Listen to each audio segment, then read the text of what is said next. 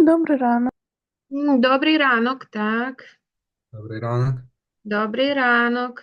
Перепрошую, мала Good проблеми з morning. інтернетом. Good morning to all of you. It's nice to see you in Zoom today. I had internet issues. Sorry for my late. So today I'm going to make a brief review of two topics. Both of the topics we are going to talk about next semester, sorry. But I have to hold this lecture this semester. So this topic is about, first of all, examination of the patients with pathology of endocrine system. And then I will talk a little bit about examination of the patients with urinary system disorders. So first, I am going to begin from examination of the patients with pathology of endocrine system. Tell me, please, do you see next slide on the screen Yes. Yes. where is mentioned anatomy and physiology of endocrine system? Yes? Yes. Yes. All right, good. So first of all, when we are talking about some system examination, of course, we have to refresh our knowledge about anatomy and physiology of that system. So today we have to start from, first of all, what are major glands of the endocrine system? And here we have hypothalamus, we have, of course, pituitary gland, we have thyroid gland, we have parathyroid glands, we have adrenal or also called suprarenal gland. Also, we have pancreas. Also, there is a thymus till some age. And of course, we have reproductive glands such as ovaries and testes. And of course, each of the endocrine system releases specific hormones into the bloodstream. So these hormones travel through the blood to other cells and help control or coordinate many body processes. So first, I want to tell you about hormones which are produced by hypothalamus. And with hypothalamus, we need to understand next thing, that hypothalamus, the biggest work of hypothalamus is stimulating of the production of some hormones by other glands. For example, it stimulates thyroid stimulating hormone, which is released from anterior pituitary gland. It stimulates adrenocorticotropin hormone released from the anterior pituitary gland, or stimulates growth hormone, which is released from anterior pituitary gland. Now, pituitary gland. And now anterior, it is divided on two parts. It produces hormones from anterior part and posterior part. So from anterior pituitary hormones are growth hormone and thyroid stimulating hormone, which of course controls the production of thyroid hormones by the thyroid gland. And also posterior pituitary gland hormones are oxytocin and antidiuretic hormone, or also called vasopressin. Now, very important gland which regulates our mood too is pineal gland, because it produced melatonin, which of course help to modulate sleep pattern, and it is an important part of the body's circadian timing system. Now, next is thyroid gland. So the thyroid hormones are thyroxine, triiodthyronine, and calcitonin. And hormonal output from the thyroid is regulated by thyroid stimulating hormone secreted from the anterior pituitary gland, which itself is regulated by steroid releasing hormone produced by hypothalamus. So very long way, yes? Now, next gland is parathyroid glands. And parathyroid glands are 4 tiny glands located in the neck that control the body's calcium level. So each gland is about the size of a grain of rice.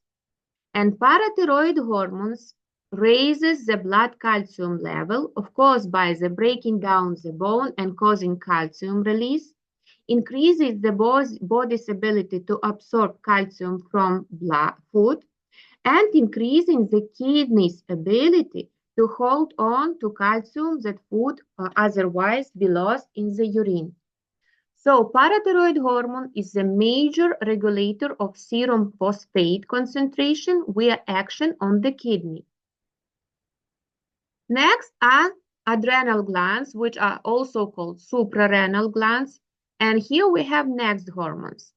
From cortex are produced mineralocorticoids, for example, aldosterone, also glucocorticosteroids, which are cortisol and cortisone, and are androgens. From medulla are produced catecholamines, adrenaline, and noradrenaline. Now pancreas. So pancreas take part in work of gastrointestinal system, of course, and in work of endocrine system. So primary hormones secreted by the pancreas, of course, include gastrin. This hormone aids digestion by stimulating certain cells in the stomach to produce acid. Also glucagon, insulin, somatostatin, and vasoactive intestinal peptide.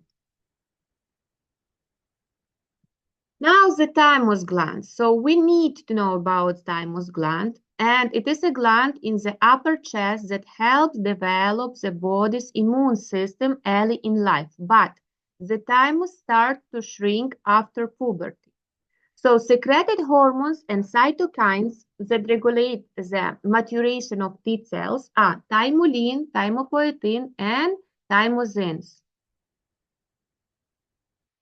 Now testes. So the testes produce, of course, testosterone, and testosterone is necessary for proper physical development in boys. And of course, throughout adulthood, the hormone is integral in the variety of functions such as maintaining libido, sperm production, maintaining muscle strength and mass, and promoting healthy bone density. And finally, the ovary. So the ovary produces estrogen, in small amount testosterone, inhibin, and progesterone. Now I want you to watch short video about mentioned information. The human endocrine system consists of a number of... Students, I have to ask you, is it video is audible?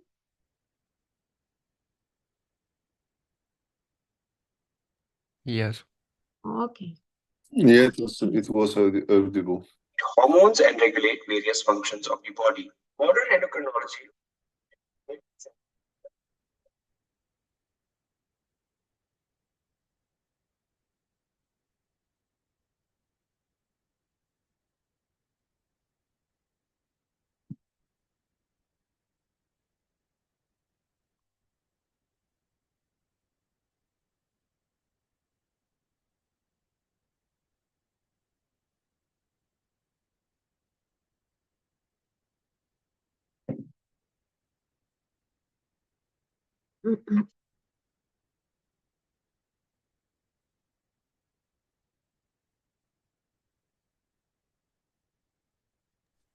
Excuse me, we now didn't have here this video. Okay, let me try to solve this problem. Так.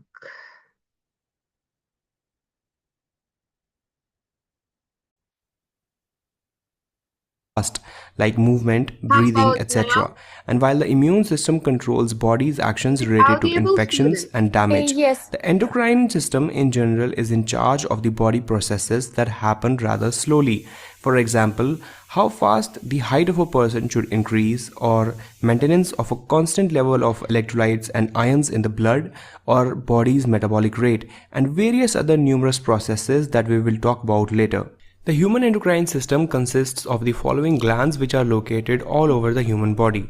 We have the thyroid gland in the neck, which secretes important thyroid hormones which affect nearly all the cells of the body and maintain a proper metabolism of the body cells. Behind the thyroid gland, we have these 4 yellow parathyroid glands which secrete the important hormone parathormone. This hormone regulates the calcium and vitamin D metabolism in the body. Above the kidneys, we have the 2 important adrenal glands which secrete a variety of hormones that affect the metabolism of glucose, electrolytes, as well as they secrete the various catecholamine hormones, the adrenaline and the noradrenaline. We have the pancreas, which secretes the important hormone insulin, which is important for the metabolism of glucose, fats as well as proteins. The reproductive hormone producing glands are very important and they differ in the 2 sexes. In the females, we have the ovaries which produce important sex hormones, the estrogen and progesterone, and in males we have the testes which produce testosterone. In the end, we will study the glands that control the secretion of all these glands, which are the pituitary and the thalamus, which are located inside the brain. Now let's look at a typical model of how most of this endocrine system works. So we have various endocrine glands which are able to sense about various processes of the body. These glands secrete hormones which act as chemical messengers that are then distributed to whole of the body through the bloodstream to initiate a specific effect. To put this into context, let's take the example of the pancreas. The pancreas, for example, secretes one of the very important hormones, the insulin. The pancreas has a rich blood supply through which it can sense the concentration of the glucose in the blood. Whenever we eat, the concentration of glucose in the blood rises, which is detected by the pancreas, upon which it releases the hormone insulin. This hormone activates most of the cells of the body to take up the extra glucose in the blood, which stabilizes the normal glucose concentration in the blood. Now, most of the hormones produced by the human endocrine system are of 2 types. We have the protein hormones and we have the steroid hormones. While most of them are the protein hormones, there are only few hormones which are of the steroid nature, which include hormones like luteinizing hormone, the follicle stimulating hormone, and testosterone. Now, these hormones, when secreted by a gland, are carried to the bloodstream and circulated in whole of the body. Now, some hormones affect only a specific part or function of the body, for example, testosterone, which affects only the gonads as well as the secondary sexual characters, while there are some hormones which nearly affect all of the human cells, which include thyroid hormones, which act on almost every cell of the body to regulate the cell metabolism. These hormones exert their actions on the cells by binding to specific receptors. Now, these receptors may be located on the cell membrane, they may be present inside the cell cytoplasm or even inside the cell nucleus. Once these hormones attach to their receptors, they exert their effect through different mechanisms, which lead to the effect of the hormone. One important mechanism are the ion channel receptors. In this case, the binding of hormone to the receptor causes opening or closing of one or more types of ion channels that regulates the entry or exit of one type of ions in the cell. Now, another very common type of receptors are the enzyme linked or the G protein coupled receptors. In this case, when the hormone binds to the receptor, it causes the activation of many enzymes in the cell which exert the effect of the hormone. We also have gene-linked hormone receptors where binding of the hormone to its receptor in the nucleus causes activation or deactivation of a transcription factor of a gene in DNA. Example of this is the steroid hormones, which increase the transcription of genes which are responsible for increased protein synthesis in the cell. So first of all, we will take a look at the thyroid gland. The thyroid gland is located immediately below the larynx and it is one of the largest of all endocrine glands, weighing about 15 to 20 grams. The thyroid gland secretes 2 important hormones, the T4, the thyroxine, and the T3 or the triiodothyronine. 93% of all the secretion of the thyroid gland is the T4 and only 7% of the secretion is T3. Thyroid hormones require iodine for their synthesis in a dose of 1 mg per week. These hormones are protein hormones that bind to their receptors, which are mostly located in the nucleus or the cytoplasm of the cell. After that, the thyroid hormones have hundreds of effects on cells, like increase in the number of mitochondria of the cell, increase in the carbohydrate and fat metabolism, and increased activity of the various ion channels of the cell membrane. It has many systemic effects like increased cardiac output, increased heart rate, and increased CNS activity. In short, we can say that the thyroid hormones are important in a way that they regulate the basic cell metabolism and activity, which ultimately affects the body as a whole. Now, the second gland that we will talk about is the parathyroid gland. It is called parathyroid gland because it is located just adjacent to the thyroid gland or behind it. We have 4 parathyroid glands, one behind each of the upper and lower poles of thyroid. The parathyroid gland has a vital function of regulation of a constant concentration of calcium and phosphate in the body. It does so by releasing a hormone known as parathormone, which mainly acts on bone, intestines, and kidneys. Through the intestines, it regulates how much of the calcium should be absorbed in the body. Through the kidneys, it can regulate how much should be excreted, and since bones are a large reservoir of calcium and phosphate, it can use that to increase or decrease the calcium and phosphate concentration of the blood. The next endocrine organ that we will briefly discuss are the adrenals. Now, these glands are called adrenals because they are present just adjacent to the kidneys, sometimes also known as the suprarenals since they are located above the kidneys.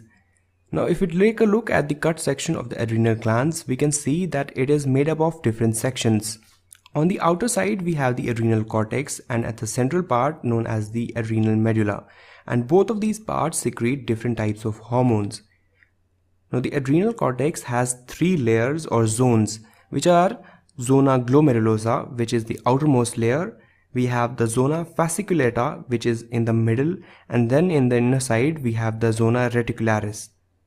These layers secrete different hormones, and these can be remembered by a simple mnemonic, the GFR, which stands for these layers. Now, the outermost layer, the zona glomerulosa, produces the hormone aldosterone, which is a mineralocorticoid. Aldosterone mainly acts on the kidneys to maintain a constant level of sodium, potassium, and other ions as well as fluid balance of the body. The zona fasciculata, the middle layer of the adrenal cortex, mainly synthesizes cortisol, which is a glucocorticoid. Cortisol is essential for life as it has permissive actions on multiple organ systems as well as metabolic processes throughout the body. Now, cortisol is essential for your body to have a proper stress response. It is essential for your body to have a proper metabolism of glucose, fat as well as proteins. It is essential for important normal BP regulation and normal immune system regulation. Now, the innermost layer is the zona reticularis, which secretes androgenic hormones like the dihydroepiandrosterone, which are important for the development of secondary sexual characters. Now, the inner side we have the adrenal medulla, which can be considered as a part of sympathetic nervous system. It releases the catecholamines, epinephrine and norepinephrine into the general circulation. It is activated when the sympathetic nervous system is activated, and it is essential for the classic flight or fight response of the body. So this was the first video. All right. So now I want to meet you a little bit with information about endocrine disorders or endocrine disease. So how can abnormal work of each of the mentioned endocrine glands affect our body? Now, first of all, I have to mention about disease and disorders related to hypothalamic gland.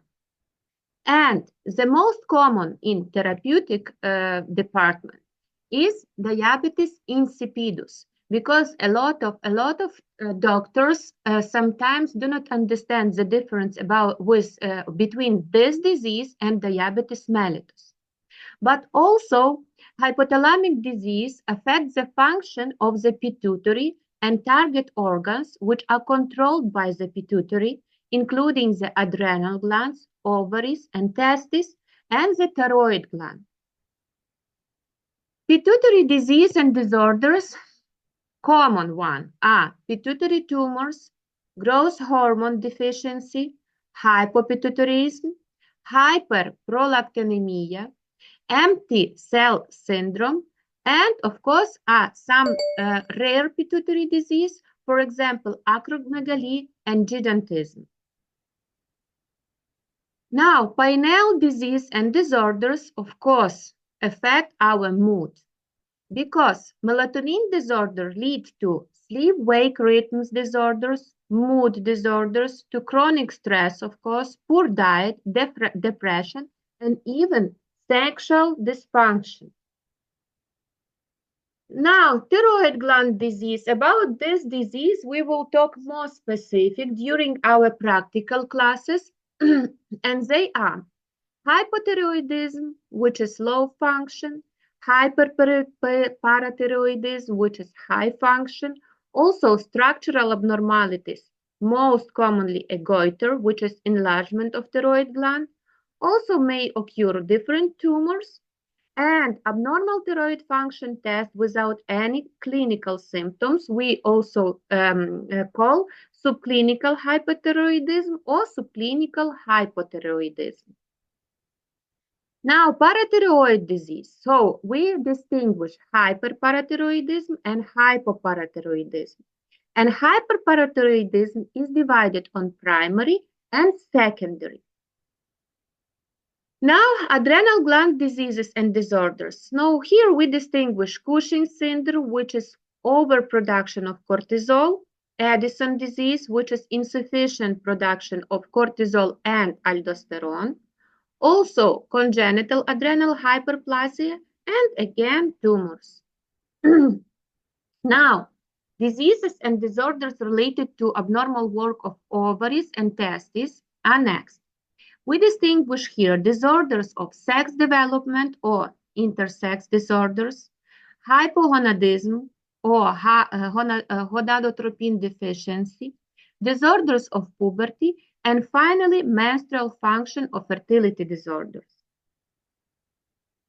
And last are diseases related to pancreas abnormal work. So here we distinguish most common type 1 and type 2 diabetes, but there are also and type 3 and type 4 diabetes mellitus, hyperglycemia and hypoglycemia. And now, complaints of the patients. So as hormones have an impact on every body system, it is necessary to cover all areas of general health in history taking. First, what we can pay attention on. For example, weight, appetite, and endocrine disorders. If your patient have increased appetite and decreased weight, we can suspect that it is due to thyrotoxicosis or uncontrolled diabetes mellitus. If patient have increased appetite and increased weight, we can suspect Cushing's syndrome, hypoglycemia, or hypothalamic disease. But if patient have decreased appetite and decreased weight, it may be due to and malignancy and anorexia and Addison disease and diabetes mellitus, and finally even due to gastrointestinal diseases. And last is when patients have a decreased appetite but increased weight, it may be due to hypothyroidism. Now, also your patient may tell you about lethargy and fatigue, and they are very common due to diabetes mellitus, Cushing's syndrome, hypoadrenalism, hypothyroidism, and hypercalcemia. Headache and visual disturbances, which we was talking about when we was discussing arterial hypertension, are very common due to pituitary tumors, for example, or hyperglycemia. Now, abnormal bowel habits. For example, constipation may occur in case of hypercalcemia or hypothyroidism. And diarrhea, very common, is due to hyperthyroidism or Addison disease. Now, urinary frequency and polyuria, together with polydipsia, are the triad of diabetes mellitus, but also it may be due to and diabetes insipidus. Also, urinary frequency or polyuria may be due to hyperglycemia caused by Cushing's syndrome or hypercalcemia. And as I said, for example, polydipsia may be due to not only diabetes mellitus and diabetes insipidus, but also due to hypercalcemia. Now, excessive sweating may be due to hyperglycemia, hyperthyroidism, acromegaly, and also a tumor, which is called pheochromocytoma. Now, abnormal pigmentation of the skin. So, localized loss of pigmentation, which is called vitiligo, associated with hypo or hyperthyroidism, Addison disease, or Hashimoto's thyroiditis. Increased pigmentation may be due to Addison disease. In this case, your patient may have too brown color of the skin, or Cushing's syndrome. And decreased pigmentation may be due to hypopituitarism. Now, hair distribution. Hirsutism or excessive hair growth, very common due to Cushing's syndrome. On the first place is due to polycystic ovarian syndrome, due to also congenital adrenal hyperplasia, acromegaly, and virilizing tumors. And loss of axillary or pubic hair is in both sexes may be due to hypogonadism or adrenal insufficiency. Now, we also pay attention on the condition of the skin and soft tissues. And what may be seen, for example, if patient is having diabetes mellitus, so we can find signs of xanthelasma, ulceration, repeated skin infection, and skin can become shiny yellow with yellow lesions on the shins. Or your patient may have flushed face, for example, due to menopause or carcinoid tumors. Now, what may be also seen? For example, alterations in growth. Short stature may be due to hypopituitarism or hypothyroidism, or growth hormone deficiency or steroid excess. Tall stature may be due to growth hormone excess or gonadotropin deficiency. Now, finally, changes in sexual function. So these questions you also have to ask. So pituitary dysfunction in female may lead to altered menstrual pattern, and hypogonadism in men may lead to loss of libido and inability to attain and sustain an erection.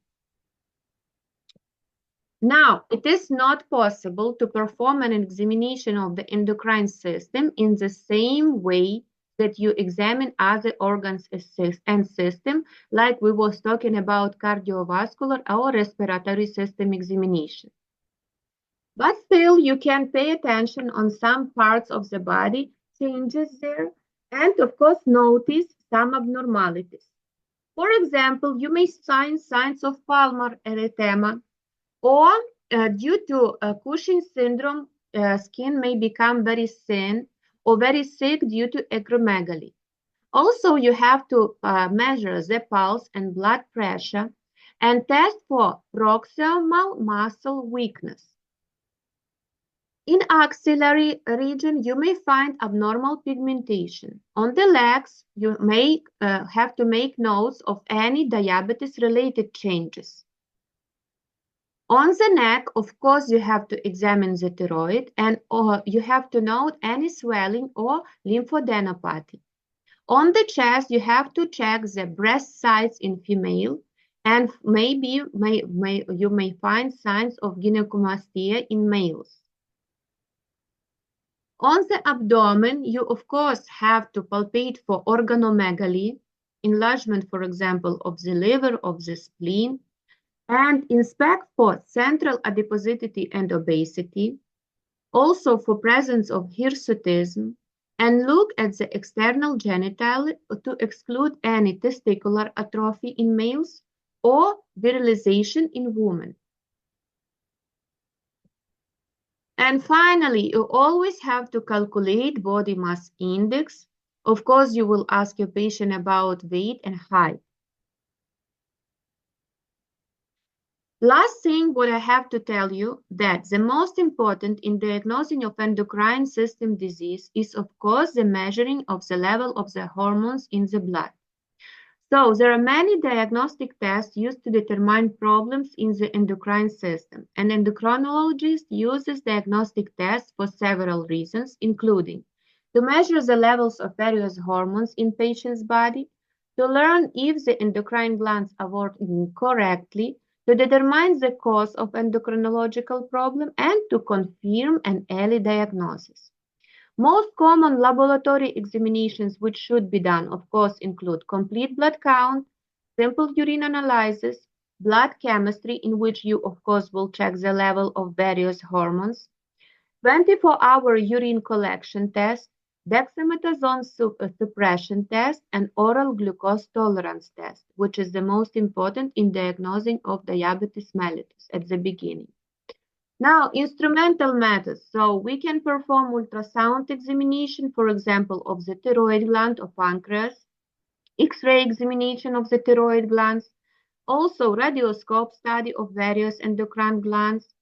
If you want to check the glands in the brain, so you have to perform MRI, for example, of the pituitary, thymus, adrenal glands, parathyroid glands, or pancreas, and finally, bone density test.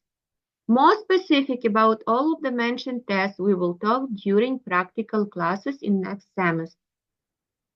Now, next part of my lecture is dedicated to examination of urinary system.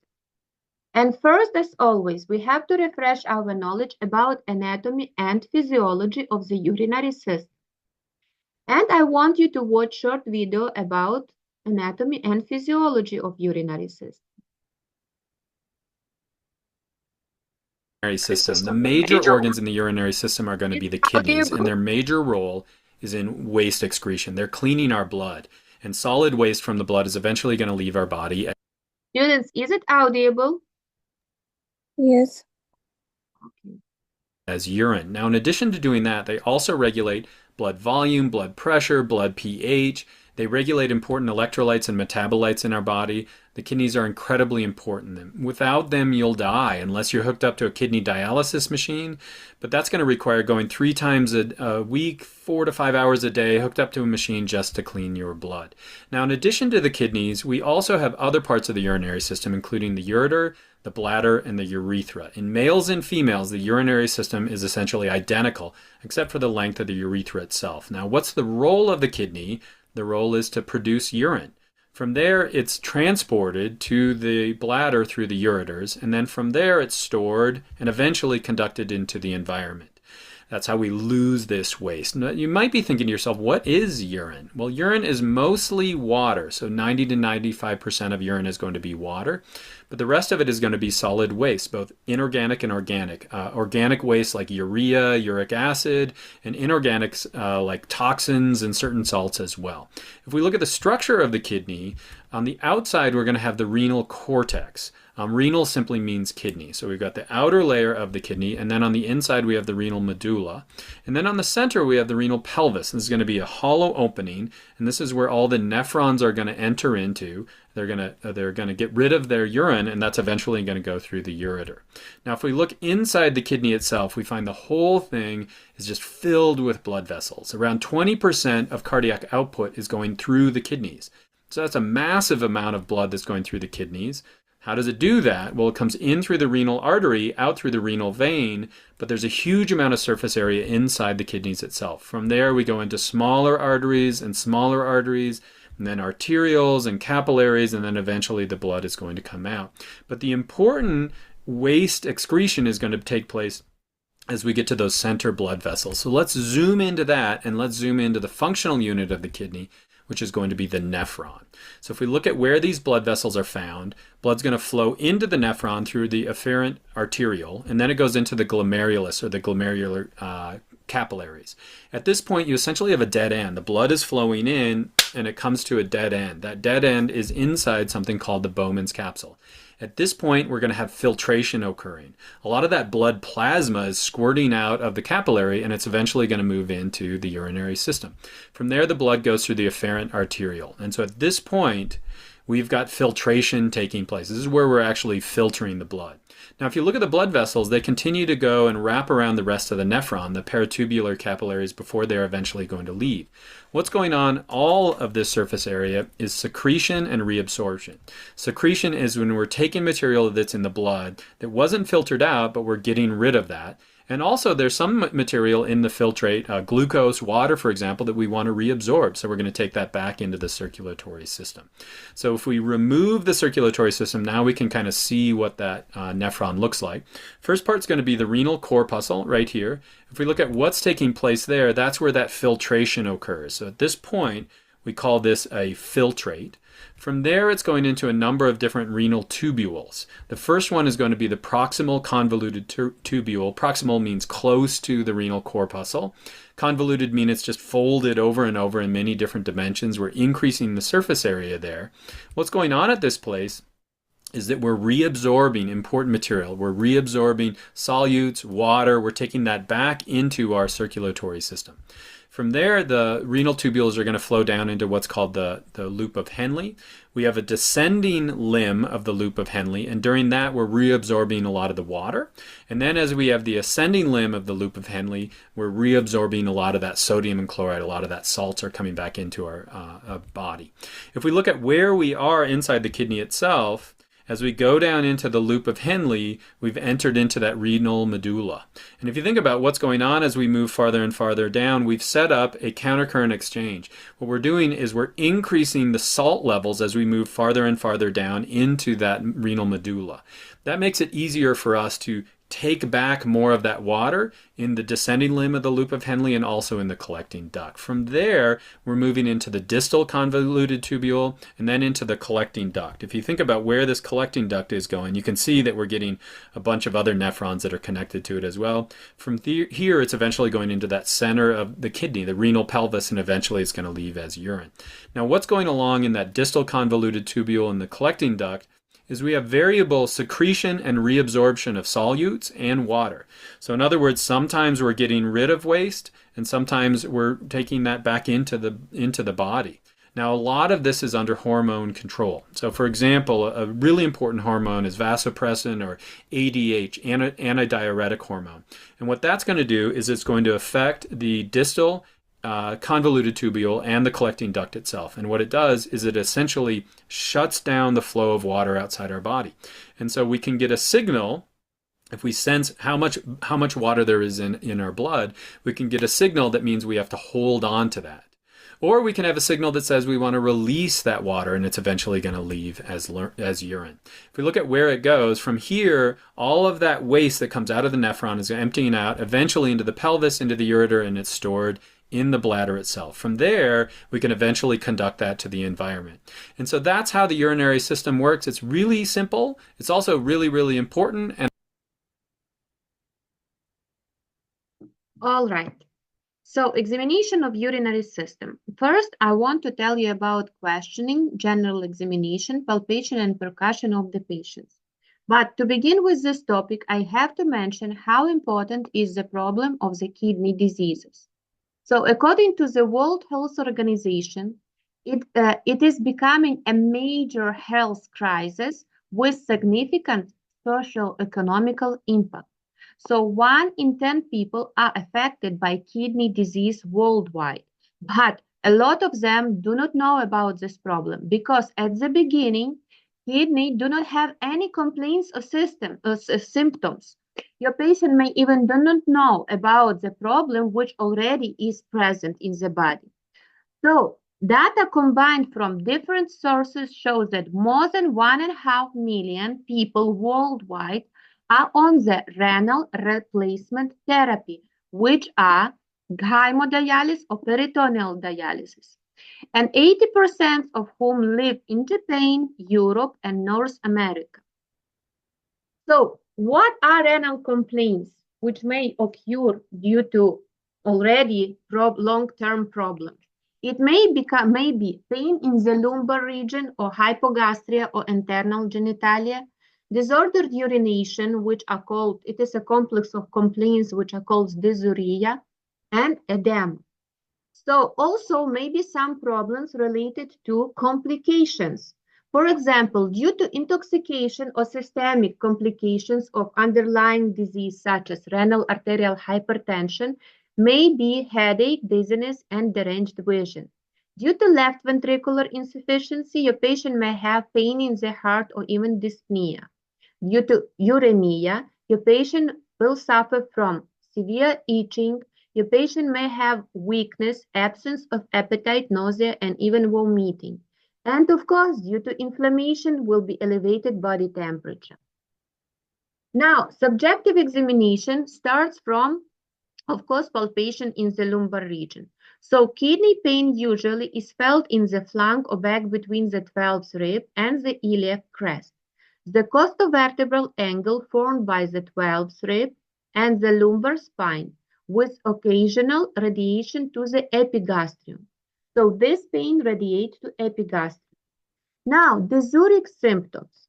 Your patient may have pollakiuria, which is frequent urination more than 7 to 8 times per day, nicturia, or also called nocturia, when your patient have excessive urination during the night, changes in the daily volume of excreted urine, for example, polyuria, more than 2 liters, or is mentioned here more than 2 and 500 liters, oligoria, less than 500 milliliters per day, and anuria, when there are no urination or less than 100 milliliters per day. And isuria, when the urine is retained in the bladder and the patient is unable to evacuate. Now, also your patient may feel pain in urination, which is called stranguria. Abnormal color or appearance of urine may be hematuria, red color, pyuria, expression of food pigments or drugs, pyuria, or cloudy or milky urine. Enuresis also your patient may have, or urinary incompetence. And do not forget that normally adults void about 4 to 6 times per day, mostly in the daytime, and totally from 700 to 2000 milliliters per day, which depends from, of course, from how much water or liquid do you drink for 24 hours. Now, during objective examination, also you may find signs of edema. For kidney diseases, more common is facial edema. So edema which is more pronounced on the face and occur most common in the morning. And your patient may have, of course, and also pale skin, itching of the skin in the severe cases, odor of the ammonia, and coated dry tongue. Now, during objective examination, so you may find signs of edema, which is associated with kidney disease, and sometimes noted first on the facies, on the face. Facies nephritica is specific complex of symptoms, and it is a sign of the renal edema characterized by the pallid, swollen face with edematous eyelids and narrowed eye slits. Now, next our step is of course palpation of the kidneys, and we perform it by Obrastov and Strajesco. And this method that method we perform in vertical and horizontal positions, and we assess the shape, size, and surface of the kidneys. But normally, you have to know that normally kidneys are not palpable. They may be palpable, very common due to, for example, cysts in the kidneys. Palpation of the urinary bladder in absence of its pathology and its overflow yields a negative result. Now, next step is, of course, percussion. So what do we check? We check Pasternatsky symptom. So Pasternatsky symptom is positive if the patient feels pain during the tapping in the lumbar region. So it may be due to inflammation or nephrolithiasis, or for example, pyelonephritis, and also due to pancreatitis. So we have to be able to distinguish problem connected with kidney disease from problems related to abnormal work of gastrointestinal system. Now, short video about objective examination of the patients. Percussion of the kidneys. The kidneys are located in the retroperitoneum and are well protected by both ribs and muscles of the back. The upper pole of the left kidney can be found at the level of the 12th thoracic vertebra. Because of the liver, the right kidney lies around 3 centimeters lower than the left. Careful percussion of the flanks in the lower rib cage area should not elicit pain in a healthy patient. Pain on percussion, however, should raise suspicion for a pathological process such as pyelonephritis or urolithiasis. У мене лекція, я тобі передзвоню. Можна. Все, давай, папа.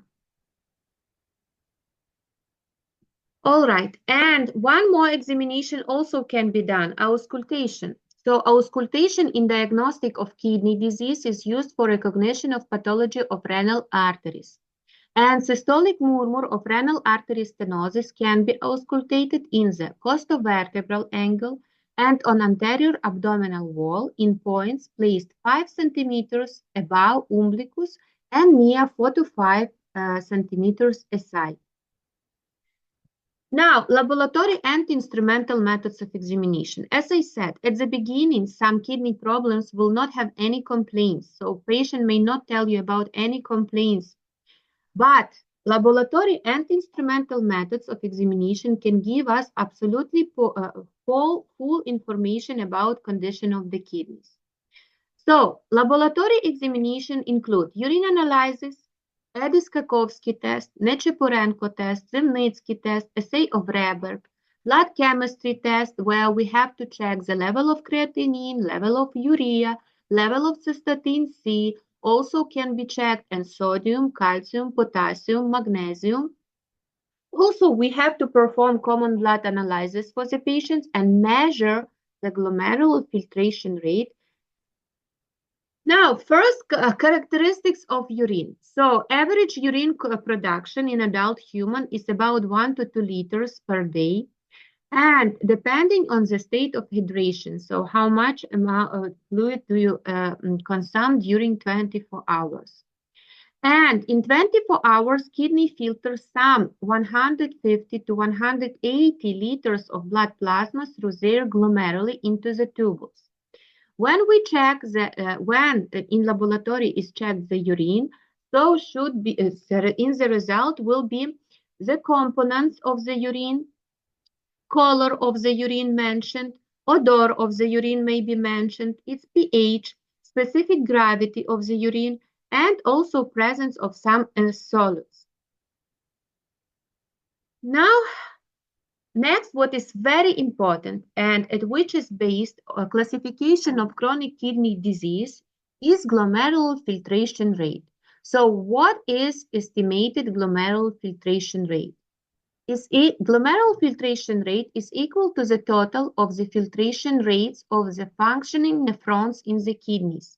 So glomerular filtration rate is considered the optimal way to measure kidney function, which is conjunction with albuminuria, can help determine the extent of chronic kidney in an individual, chronic kidney disease in individual, and the level of glomerular filtration rate and its magnitude of change over time are vital to the detection of kidney disease, understanding its severity, making decision about diagnosis, prognosis, and treatment, and detection of chronic kidney disease progression.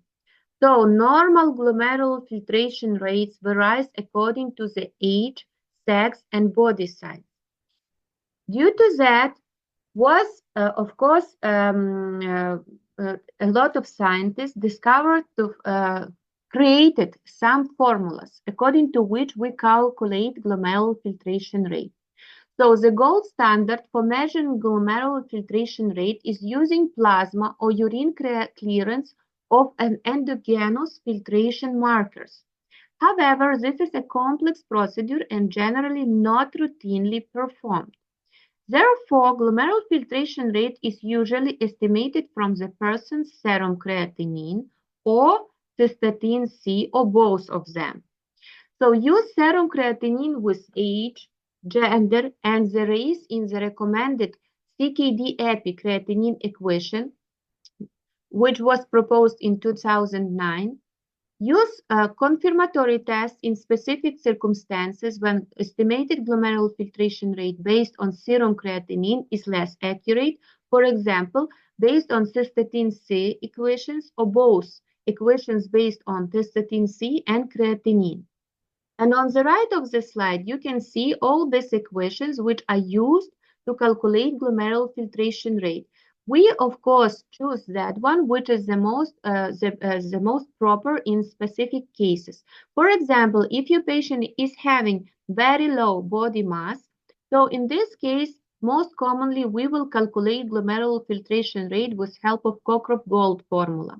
But for most of the people, we calculated glomerular filtration rate with help of modification of diet in renal disease formula, which is called MDRD, or CKD-EPI, which is called chronic kidney disease epidemiology collaboration formula.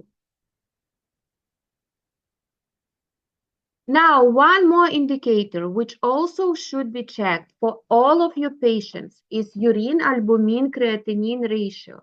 So all of the classifications of the stage of chronic kidney disease are based on the both glomerular filtration rate level and urine albumin creatinine ratio.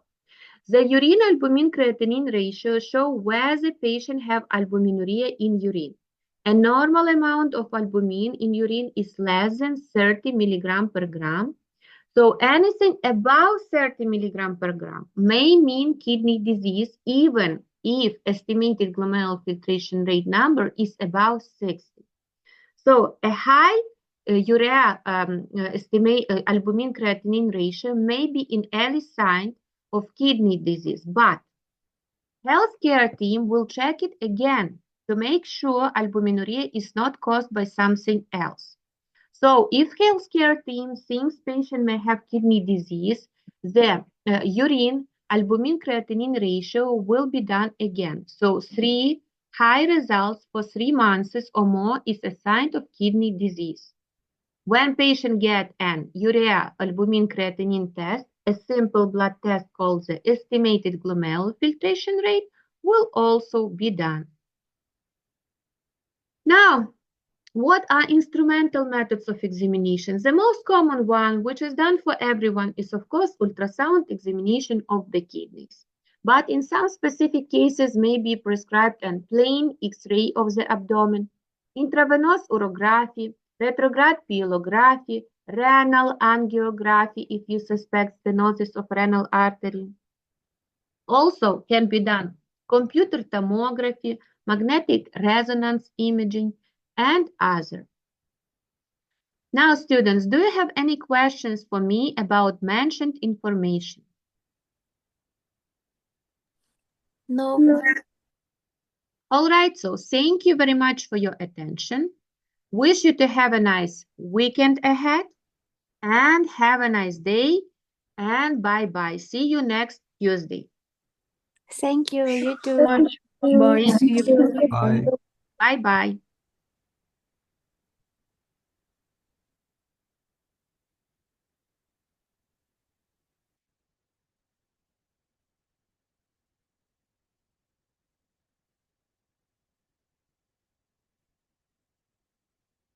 Matej, are you there?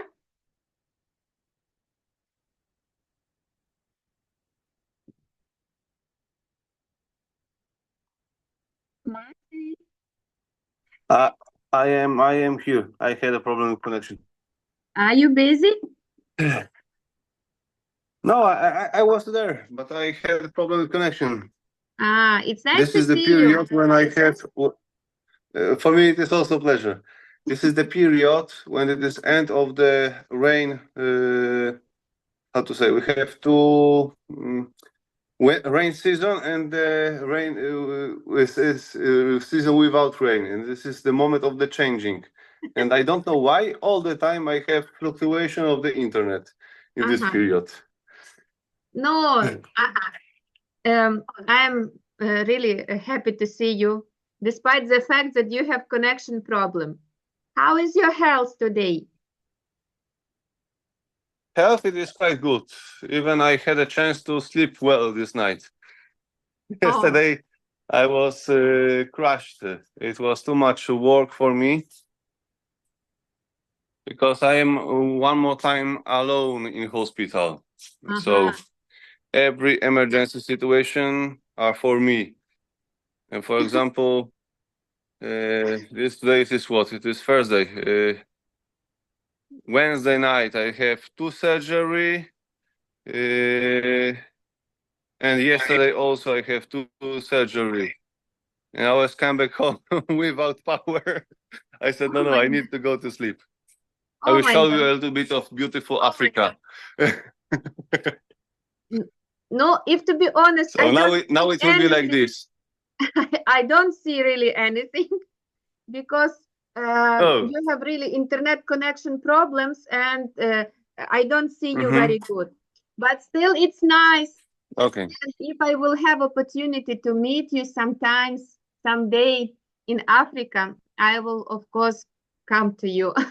We will make it. We will make it one day. When Maybe. God will give me the opportunity to finish my school, then I will do this program about the big, huge, real good.